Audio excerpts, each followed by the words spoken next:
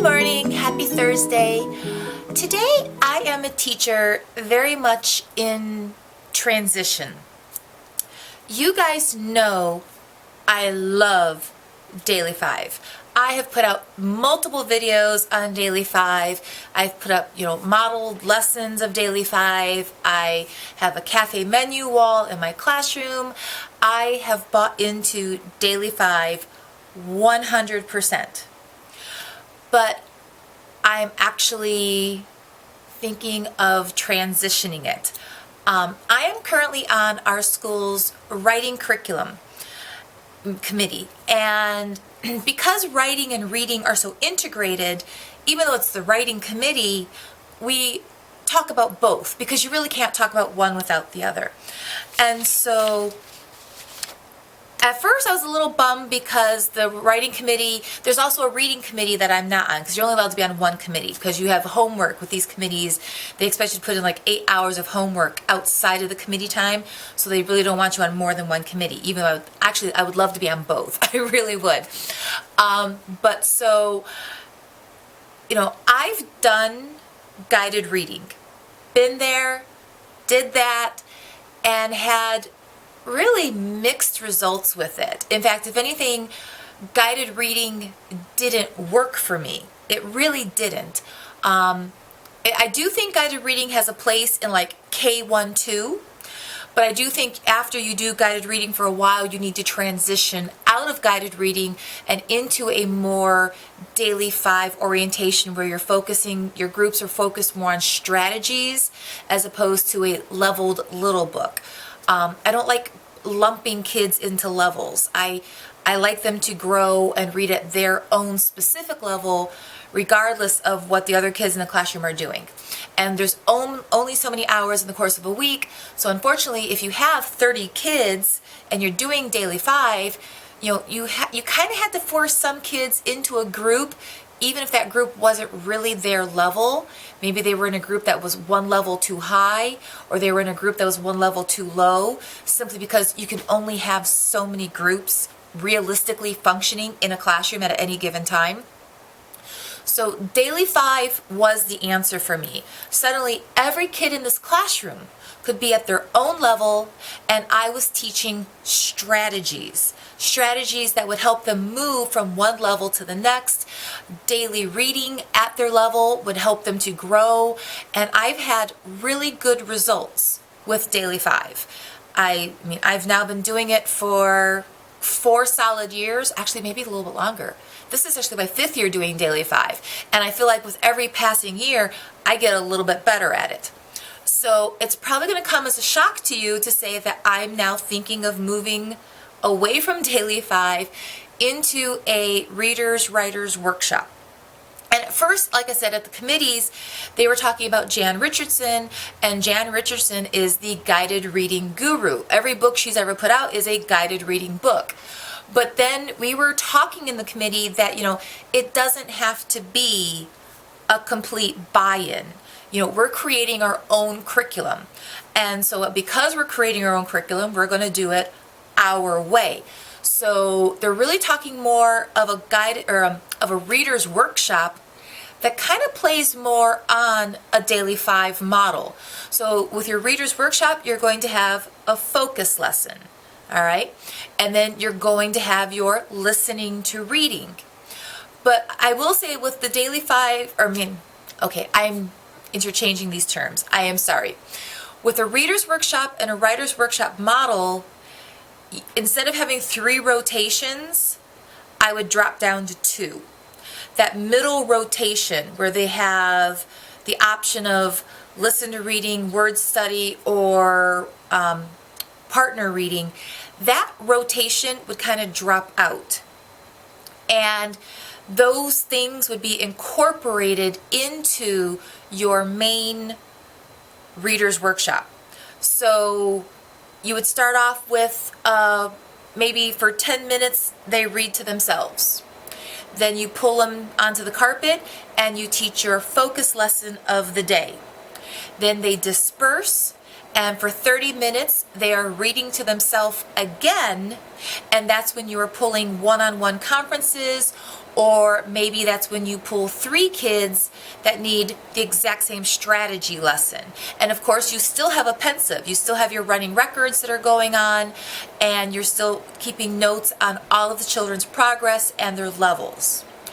Then you would pull them all together and have, this is where the workshop model kind of comes back into play. And you would have like a group share time where they would share things that they've learned in their books, or an opportunity where they applied one of their strategies, or you could even have then like another focus lesson. Maybe this one would be more of your directed instruction for word study, or a grammar lesson, a mechanics lesson, any kind of lesson you needed to have. Then you go into your writer's workshop. And writer's workshop, it's been around forever. You have a focus lesson or your direct instruction, and the students are independently writing, and then you're doing your conferences during that time. I think what appeals to me with a readers and writers workshop, as opposed to the daily 5 model I'm currently doing right now, is it would give me more time to devote to the 2 lessons, because I do find with daily, my one complaint with daily 5 is it's a little rushed. It's a lot to get done in a block of time. And sometimes I think for writers workshop in particular, I'm not devoting enough time to writing, and I want to develop the kids as writers more.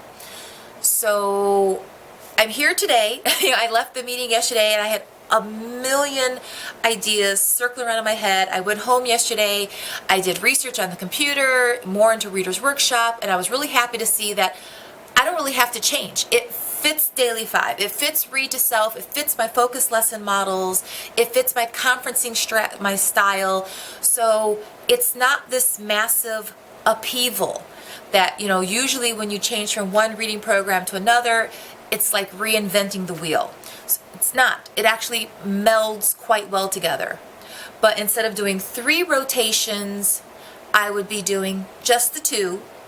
And then maybe for Reader's Workshop, you've got 5 days in a week. Maybe 4 of those days you do a traditional Reader's Workshop, and then on the 5th day, that's when they go onto the computers to go onto their Lexia program, or maybe that 5th day is when I'm really focusing more on a grammar aspect or a mechanics aspect of reading, or maybe that 5th day is the day that we're doing a close reading. I feel like going to this workshop model as opposed to a daily 5 model would give me more time to do a wider variety of activities while not losing the heart of daily 5. And the heart of daily 5 really is students reading at their own level for a long period of time. At the end of the day, I will not give that up. And I don't want to go back to the traditional silent reading, because let's be honest, silent reading, it's really a time for the teacher to have a little teacher time. Okay, boys and girls, take out your books and you're going to read quietly to yourself for 15, 20 minutes, and me, the teacher, I'm going to be up at my desk getting my stuff together. That's what silent reading really was. And, daily 5 is, there is teacher time is not built into daily 5. Daily 5 is you're working with the students one-on-one in small groups, and the Reader's Workshop model kind of carries that through.